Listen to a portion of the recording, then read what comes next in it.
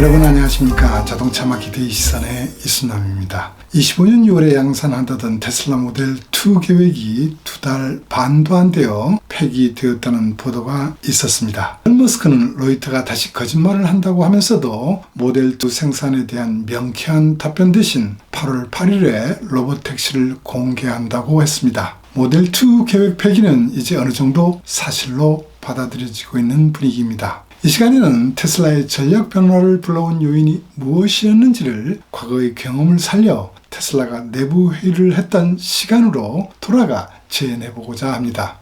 레드우드란 프로젝트명으로 시작된 모델 2를 위하여 테슬라는 차세대 아키텍처인 NV9X를 개발했고 제조 원가를 반으로 줄일 수 있는 조립 혁신 기술인 언박스드 프로세스도 작년 발표했습니다. 또한 부품업체의 주당 10,000대의 생산 계획 기준으로 입찰에 참여하도록 했습니다. 이처럼 진전된 프로젝트가 갑자기 중단된 데에는 테슬라 내부에 급박한 상황 판단이 있었다고 보입니다. 일론 머스크는 일단 결정하면 개발 지옥, 자금 지옥, 생산 지옥 등을 겪으면서도 해법을 하나하나 찾으며 무조건 앞으로 나갔다는 점을 비추어 볼 때 이 판단은 이례적인 부분이었다고 생각할 수 있습니다. 치열한 내부 회의에서 중단하지 않으면 안 될 상황이 발생한 것으로 볼 수밖에 없습니다. 테슬라가 해결하지 못할 시장 상황 변화나 전기차 정책 변화, 그리고 가장 중요한 수익성 확보 어려움 등이 있었다고 보입니다. 아마 회의 참석자는 일론 머스크와 CFO, CTO, 생산 책임자, 영업 담당 등이었을 것으로 예상할 수 있습니다. 회의 진행을 맡은 상품 기획 담당자는 회의 자료 첫 번째 장에서 시장 분석 내용을 소개했을 것입니다. 시장 상황 변화 내용은 이번 기아가 24년 CEO 인베스터 데이에서 발표한 장표의 내용과 크게 벗어나지 않았을 것입니다. 작년 4분기 BYD의 전기차 1위의 자리를 뺏겼다가 올 1분기 다시 찾았지만 판매 감소세는 계속되고 있다. 레거시 업체들은 전기차 전략을 수정하고 있고 중국 업체들은 계속되는 가격 할인 경쟁과 함께 해외 시장 수출을 확대하고 있다는 부분을 가장 먼저 말했을 것입니다. 이어서 영업 담당은 최대 이익원이었던 중국 시장에서 마켓 쉐어가 계속 감소하여 올해 1, 2월에는 6.6%까지 떨어졌고 2위 자리도 지리에 내주었다고 설명합니다. 여기에 미국 시장 마켓 쉐어도 50%가 붕괴했다는 내용과 함께 이제 가격 할인을 해도 예전처럼 판매할 수 없다는 현상을 설명했을 것입니다. 그러고 나면 본격적으로 모델 2 시장성에 대한 확인 질문이 있었을 것입니다. 영업 담당은 미국 시장에서 승용차 판매는 GM과 포드가 철수하고 소비자의 선택이 변하면서 전체 판매의 20% 정도로 축소되었다고 보고합니다. 그리고 이 컴팩트급은 토요타의 코롤라와 혼다의 시빅이 50%의 마켓슈를 차지하고 있다는 점을 강조합니다. 이들 고객은 충성도가 높기 때문에 가격 이점이 충분하지 않으면 하이브리드 차를 살 가능성이 높다고 하면서 현실적으로 25,000달러짜리 차를 개발할 수 있느냐고 역으로 질문했을 것입니다. 이 부분에 대한 답변은 개발 투자비, 판매 목표 대수, 재료비를 종합한 재경팀에서 했을 것으로 예상됩니다. 테슬라는 작년 180만 대를 판매했지만 각종 판매 데이터를 기본으로 계산해보면 모델 Y의 판매 비중은 66%, 모델 3는 30%, 모델 S와 X의 합계는 4% 정도가 됩니다. 작년 테슬라 영업이익률 9.2%의 대부분은 모델 Y에서 나오고 있다고 보입니다. 과거 현대기아에서는 신차 상품 이익 목표로 소형차 5%부터 대형차 25%까지 사이즈별로 설정했습니다. 테슬라는 이보다는 더 크게 설정했을 것입니다만 작년 영업이익률은 그동안 가격 인하로 크게 낮아졌습니다. 모델 S와 X는 가격 인하가 되었지만 20% 정도 이상의 이익률이 예상됩니다. 모델 Y는 SUV라 모델 3보다 이익률이 더 높을 것입니다. 여러 다른 이익도 있지만 무시하고 시뮬레이션 해보면 모델 3의 현재 이익률은 대략 6% 이하라고 예측됩니다. 모델 2가 토요타의 코롤라와 경쟁하게 될 것으로 예상하면 모델 3는 캠리와 비교할 수 있습니다. 모델 3보다 약간 차체가 큰 캠리의 기본 트림 가격은 26,420달러로 모델 3와는 12,570달러 차이가 납니다. 이 차이는 가격 프리미엄이라고 할 수 있으며 테슬라 이익률의 원천이 되어 왔습니다.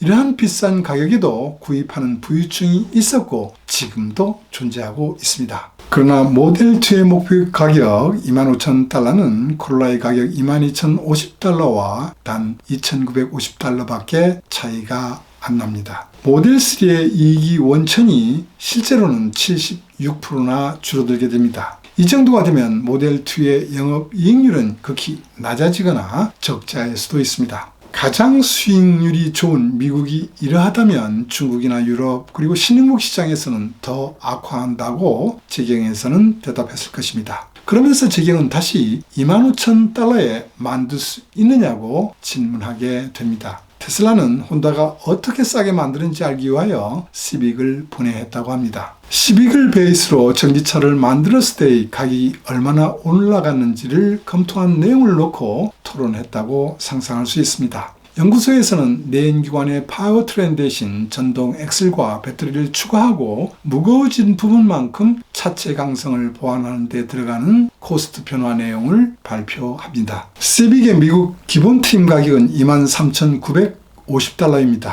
엔진, 트랜스미션, 보기류 등 부품의 총 코스트액은 대략 차량 가격의 25% 정도로 봅니다. 이 코스트는 약 5,990달러가 되는데 전기차로 하게 되면 빠지게 됩니다. 대신 이에 상당하는 전동 엑셀이 들어가는데 이 코스트는 대략 3,300불 정도라고 보고 있습니다. 여기에 배터리가 탑재되면서 추가 코스트가 발생하게 됩니다. 블룸버그 NEF가 발표한 배터리 팩 가격은 작년 킬로와트아워당 139달러였습니다. 이 코스트를 기준으로 하여 50kWh 용량의 팩을 탑재하게 되면 6,950달러가 추가됩니다. 앞에서 설명한 것처럼 차체의 강도와 강성을 높여야 하기 때문에 여기에 650달러의 코스트가 더 들어간다고 할 수 있습니다. 이처럼 빼지고 더해지는 부분을 다 해보면 4,910달러가 인상되어 모델2의 가격은 28,860달러가 됩니다. 목표로 하는 25,000달러보다 3,860달러가 더 비싸집니다. 테슬라가 발표한 내용 중에는 차기 드라이브 유닛의 코스트를 축소한다는 계획도 있었고 언박스 프로세스를 통하여 제조 원가를 반으로 줄인다는 계획도 있었습니다. 이 부분의 실현 가능성이 다시 한번 확인되었을 것입니다. 그러나 실현 가능성에 확신을 심어주지 못한 부분이 있었지 않나 생각됩니다. 여기에 고객 구입 시 7,500달러의 인센티브를 받을 수 있다면 이 프로젝트의 가능성은 그래도 높습니다. 그러나 트럼프는 당선된다면 바로 다음 날부터 보조금 중단을 하겠다고 하고 있습니다. 지금 미국에서 수요가 작고 수익이 낮은 승용차 생산에 투자하는 것은 리스크가 있다고 분석했을 것입니다. 중국 시장에서도 모델2 생산 가능성을 검토했지만 BYD 등이 전기차와 가격을 경쟁할 수 없는 상황이 되었습니다. 날씨와 충전소 부족 문제를 극복할 수 있는 플러그인 하이브리드 차와도 경쟁할 수 없다는 판단은 쉽게 내려졌을 것입니다. 디지털 경험 부분이나 자율주행 기능에서 지금까지의 우위점도 중국 업체들이 맹렬히 따라오고 있어 계속 유지할 수 없다는 위기감도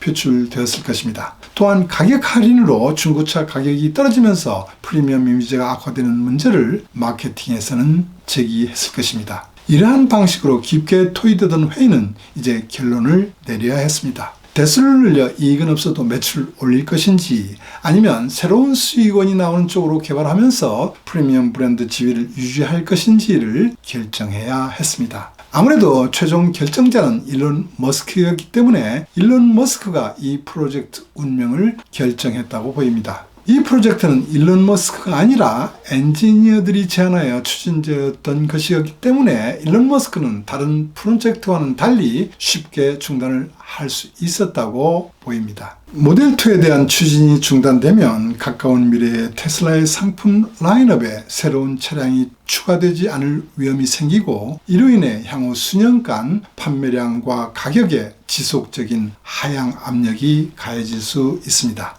그러나 일론 머스크는 수익이 전혀 없는 지옥에서 경쟁하는 것보다는 이런 블랙홀을 피하고 개척지인 AI 스마트 자율주행에 집중하는 것이 훨씬 낫다고 판단한 듯 합니다. 머스크는 X의 전용 로봇택시가 테슬라의 주요 사업이 될 것이라고 했습니다. 또한 테슬라를 자동차 제조업체가 아닌 AI 로봇 공학 및 지속 가능한 에너지 회사로 묘사했습니다. 이 말은 2016년에 작성된 마스터 플랜 파트 듀 내용과도 일관성이 있습니다. 그 당시 일론 머스크는 로봇택시를 포함하지만 현재 모델 3 세단 이하의 저가형 차량은 로봇택시가 대신할 수 있기 때문에 필요하지 않을 것이라고 했었습니다. 지금까지 일론 머스크는 그가 세운 비전 실천에 그가 약속한 시간 내에는 다 할 수 없었지만 그래도 지켜왔습니다. 그는 8월 8일 자율주행차를 언베일한다고 또 하나의 거대한 약속을 했습니다. 자율주행 기술은 레벨 4로 웨이모와 GM이 크루즈가 선행하여 왔습니다. 고정도 지도가 완비된 곳에서만 운행이 가능한 지오메트리 방식으로 샌프란시스코 등 4개 도시에서 유료 서비스를 실시하고 있습니다.